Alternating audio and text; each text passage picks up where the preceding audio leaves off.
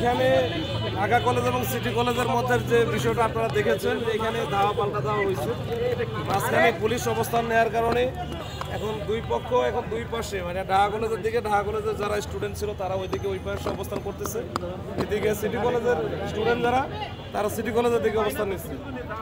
ভিতরে আছে, আমরা চেষ্টা করতেছি একেবারে কলেজের কর্তৃপক্ষ যারা আছে তাদের সাথে যোগাযোগ করে তাদের ছেলেপেলে যেন যার যার কলেজে চলে যায়, আর এইখানে যেন রাস্তাঘাটে আর যেন কোনো ধাওয়া পাল্টা দেওয়ার ঘটনা না ঘটে। আমরাও মোটামুটি কঠোর অবস্থানে আছি এখন পর্যন্ত। এই যে এখন এই মুহূর্তে কিন্তু মোটামুটি যান চলাচল চলতেছে, মানে মোটামুটি স্বাভাবিক আছে, কোনো আপাতত কোনো ঝামেলা নাই। আমরা দেখি উভয় কলেজের কর্তৃপক্ষ যারা আছে দুই প্রিন্সিপালের সাথে কথা বলে আসলে ছোট ছোট বিষয় থেকে কেন এরকম ঘটনা ঘটতেছে এটা তো আসলে প্রায়ই ঘটে, এবং এদের কোনো ওই যে এর আগেও বলছিলাম যে কোনো কারণ লাগে না কোনো কিছু করতে।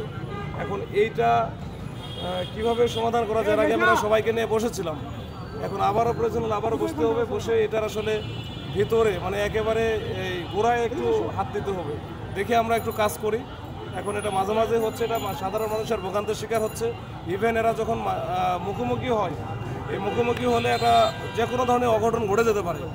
এই অঘটন যেন না ঘটে সেই জন্যই আমাদের আজকের যেমন অবস্থান, এবং আমরা এটা পার্মানেন্ট একটা সলিউশন চাই যে দুই পক্ষে এই যে মাঝে মাঝে যে অবস্থা, তারা দুই পক্ষে দুইটাই কলেজ এবং দুইটাই হচ্ছে সুনামধন্য কলেজ।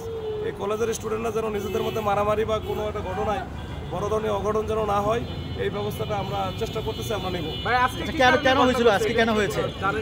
আজকে আসলে কি কারণে হয়েছে এটা এক্সাক্ট আমি যতটুকু বুঝেছি, আরও 2-3 দিন আগের ঘটনা। উদ্ভাস কোচিং সেন্টারে মনে হয় উভয় কলেজের স্টুডেন্টরা হয়তো বা কোচিং করে, এখন ওইখানে কোনো একটা বিষয় নিয়ে তাদের মধ্যে হয়তো ঝামেলা ছিল। একজনের আইডি কার্ড নাকি আর একজন নিয়ে নিচ্ছে, কারিয়ে নিচ্ছে, চর থাপ্পড় মারছে বা এরকম কিছু আছে।